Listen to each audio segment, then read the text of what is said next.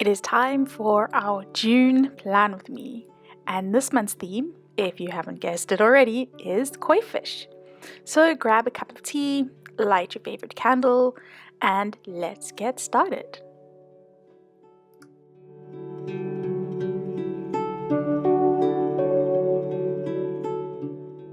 For this month's theme, I really wanted something that was high contrast. I wanted dark backgrounds and white contrasty colors. So I decided that in order for me to get this black background without me finishing off my brush pens, that I would going to use acrylic paint. So that's what we're going to use for this month's theme, acrylic paint. It's interesting to use acrylic paint in your bullet journal straight on your page, but I think it works out if you have a little bit of patience. So in order to get going, what you're going to need is some water, and you're obviously going to need your acrylic paints. For this theme, the colors that I used were black for the backgrounds, and then to mix the orangey color for the koi fish, I used Vermillion, burnt sienna, lemon yellow, and of course white, because you can't do any sort of painting without your white. So I have this orange glitter gel pen, and I really wanted that to be the accent color so that I could bring some sparkle to the fish afterwards. But I needed to mix a base color that matched that orange. So the first thing I do is I lay out my paints just so that I've got them all easy access. And then what I'll end up doing is mixing different combinations of the burnt sienna, a little bit of vermilion and lemon yellow. I landed up using a lot more lemon yellow than I thought I would. So you'll see I started off with a base of the burnt sienna, added in just a touch of that red vermilion or orange vermilion, and then I started mixing in the lemon yellow and white. So white is just to make that color a bit lighter, and then the lemon yellow really made it that orangey burnt kind of color. And as I said, I landed up using a lot more lemon yellow than I thought I would. And all you do is you just kind of pick up a little bit of paint. I suggest taking a little bit of paint at a time and building up the color, as opposed to going in with a lot of paint and then trying to undo what you've done. And you'll see I'm just making little test swatches next to that gel pen to see how close I am in terms of matching it up. If you're in doubt, you can obviously mix in the color a little bit at the bottom, just if you want to keep your original color, and go in and just keep matching it up, and it really comes together if you have a little bit of patience. So traditionally, acrylic paints are quite opaque and you can normally build up layers on top of each other in terms of color. However, this acrylic paint that I'm using in my journal is a little bit translucent, so I decided to erase my pencil marks before I started working with it. You can see the pencil mark of the eye of the fish underneath the acrylic paint. So just carry on coloring in with your brushes. I did start off with a much bigger brush than I should have and landed up going to a much smaller brush to fill in that. And then all I'm doing is taking straight up black acrylic paint and painting in the background. You can of course use a brush pen or a marker. You can also use pencil crayons, whatever you have at hand to get that black background, whatever works for you. I really wanted this to be a proper black, so I decided to go with the acrylic paint over watercolor paint. The watercolors won't give you that proper stark black. They go a little bit gray and you've got to build up the color, and it's just the way watercolors work. It wasn't going to work for the look that I wanted for this, so I decided to go with the acrylic paint option. Now, while it looks really good, and I really like the way it turned out, you're going to need a lot of patience because this does need time to dry. If you're using a marker or a pencil crayon, you can literally turn over the page when you're done and carry on. But I landed up having to wait hours in between for this paint to dry. I don't know if it's the brand of paint that I'm using, or maybe it's the way that it's interacting with the page, because normally I would use a canvas for this kind of painting, but it really did seem to take forever, and even now, a couple of days later, I'm still sitting with my book open on this page just to help get rid of some of that tackiness that was on the page. So I don't know why it's doing that. Normally acrylic paint dries really fast. That's one of the perks of having acrylic paints or using acrylic paints is that it dries fast, but yeah, it didn't seem to dry fast. So anyway, patience. In the end, it's all worth it. Another lesson I learned while doing this page was to use a brush size that is slightly smaller than what you initially think. And as you'll see, I made a few little oopsies, happy little accidents that I needed to go over with white gel pen to fix. I also did this in reverse and landed up doing the black outlines after painting in the background and all the paints, which it did work, but I think it's going to be slightly better if you go over the pencil marks with your black pen first and then paint in everything. It just seemed to work better, and I did that on the next page and it seemed to work a bit better, so I would recommend that. I'm now going in with that glitter gel pen, and I'll link in the description which pen that is. And all I wanted to do here was really give the orange color just a bit of shine. So as you turn the page or as it sits on the desk, depending on how the light's shining, you can see a little bit of shine on that. It doesn't show up so nicely on the camera, but I'll show you now how when you look at it in the light and you have it at an angle, how it changes and how it shines. And I really think it just brings it just a little bit of extra dimension to the fish.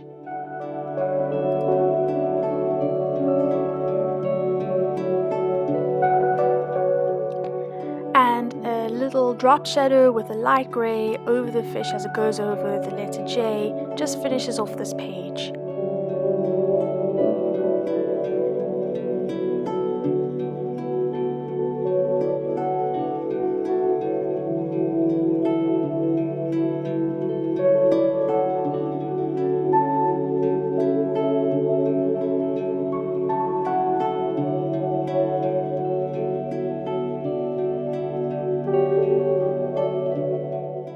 So as I said, I was struggling with waiting for this page to dry, so I just put a page in between, just a piece of paper in between that page so that it didn't stick together because it was feeling quite sticky, and then also just to help with outlining on this page, the background on this page.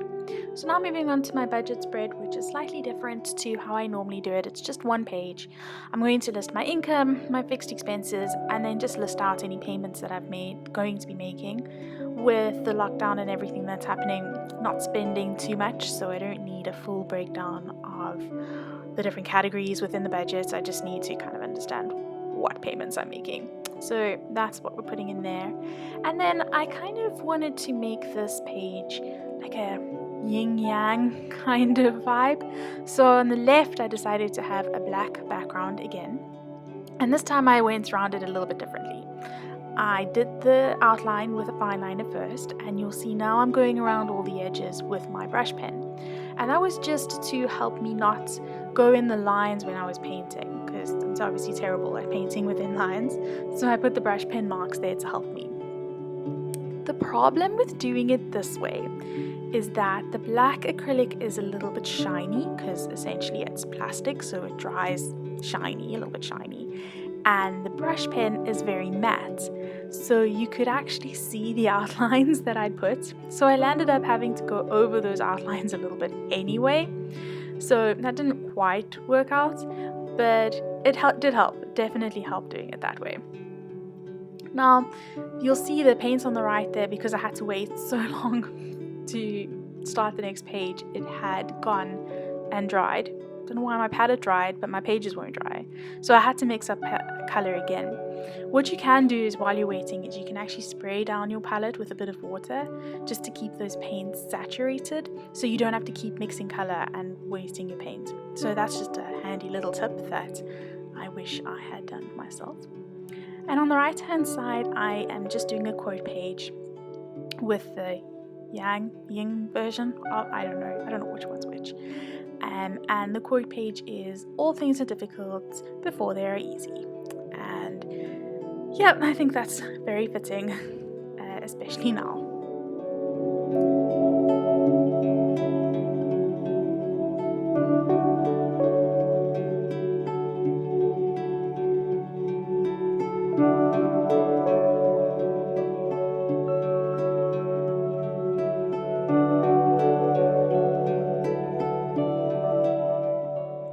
One thing that really helped bring dimension to the fish was just going around the edges and adding a small drop shadow to them.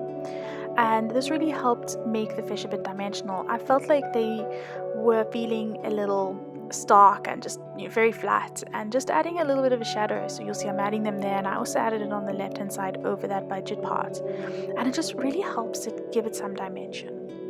And then of course I've got to go in with the sparkle and just color in around the orange with the orange gel pen, and it really finishes it off and just gives it such a lovely feel, and I really love the sparkle. I'm just a sucker for sparkle, what can I say? If you have made any mistakes, you can obviously go over them with your white gel pen, and then I just felt that some of those borders also needed a bit of fixing up, and here is the final result.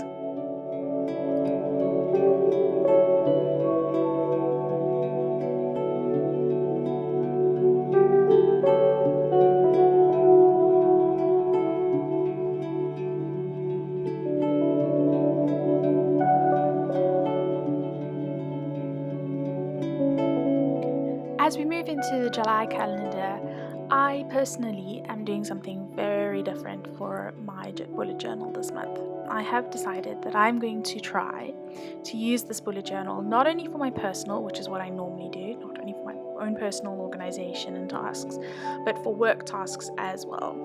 So because of the nature of my work, I have quite a lengthy to-do list every day, and I obviously need a lot of space for forward planning. So I mapped out this calendar, giving myself quite a bit of space for forward planning for the month, just so I can map out all my deliverable, project deliverables, client deliverables, etc., etc.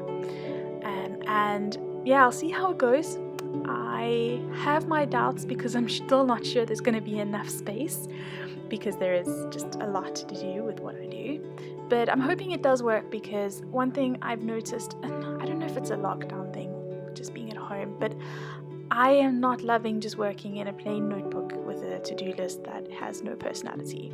So I'm really looking forward to just having some sort of personality every day when I have to write down my to-do list, and maybe it'll help keep me inspired and on the right track.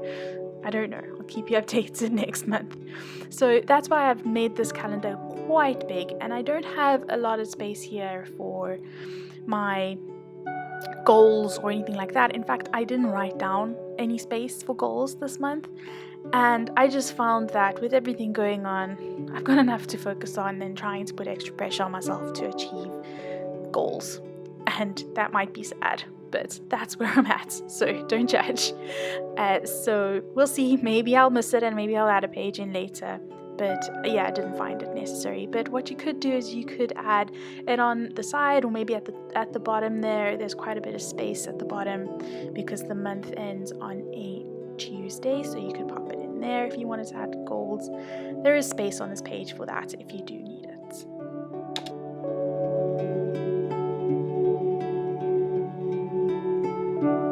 And then it is much of the same as the other pages, filling in the orange with the acrylic paints.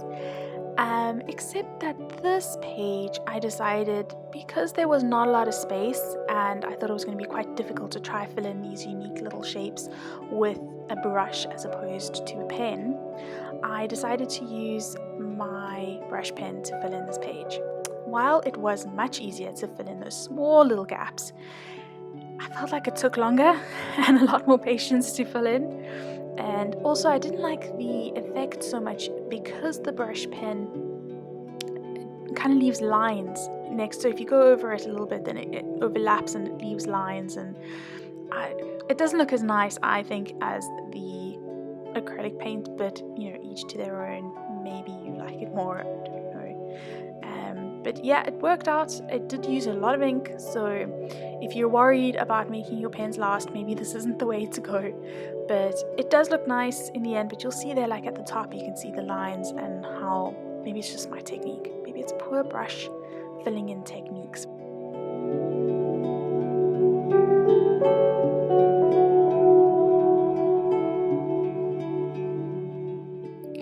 And because sparkle is a girl's best friend, I am finishing off this page with some glitter gel pen sparkle awesomeness.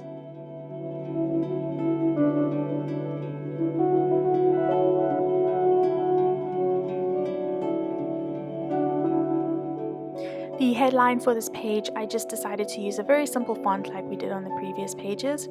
I made a bit of a happy accident with that E, but nothing can't be fixed.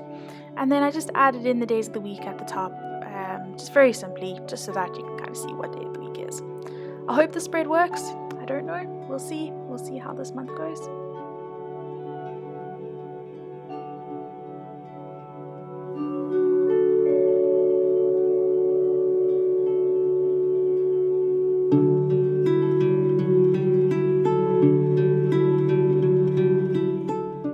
And now moving on to the to-do list part. For the first time in my bullet journal career, or planning, I don't know, I am using a daily to-do list spread. Now, this layout, this concept is basically stolen with pride from another YouTuber, the Plant-Based Bride, and I will link her channel below. But basically, it's incorporating what I've always done, where I always have my weekly to-do list, and I kind of use that Alistair method where you assign your tasks across the week as opposed to just laying them out per day. But because I said I'm going to start using my journal this month for work, I needed a lot of space every day for me to lay out my to-do list. So I thought this method would work nicely. You'll see as this page comes together, you lay out the days of the week in a faux Dutch door layout, so you can always see the left and right panels, and that's where you would add the information that you kind of always need access to. I will link below the Plant-Based Bride video that goes into explanation, because like I said, I stole this from her. There's no point in me explaining how I'm using it when she does it so well. My little addition to this is you'll see a little clock on the right of each page, and that's because unfortunately I have to do timesheets for my work, and I normally just write down as I go through the day, you know, what time I worked on specific things so that I can log the things properly, and I just needed to add a little bit of space. I don't think that's enough space for me, to be honest, but I'll see how it works. And you'll see here on the right hand side, this is where I'm going to be putting all my personal to-do list things, and that's just in the same format I use every month. So every month I just use that same format, but except this time I've got days of the week on the left hand side. I hope it works, because at least it gives me something pretty to look at. I also realized I didn't have a tracker, so because the 6th is a Saturday and I won't have a work to-do list, I decided to put my habit tracker there, just in the bottom part of that space. I landed up being able to add more habits than I normally would, so that works out quite nicely, and I'm quite excited to use it. And that brings us to the end of this June setup. As we go through the flip through, I think it looks great. It's definitely what I wanted in terms of black and white with just a pop of color. I think it looks good. I really hope that the new setup works for me. I don't know. I love the sparkle. I really do. If you can't tell, I like sparkles. So very excited about that. And yeah, I just want to say thank you so much for tuning in. If you like this, please consider giving me a thumbs up, consider subscribing. There is a link to previous videos and obviously a subscribe button. Hit the thumbs up, and thanks so much for watching.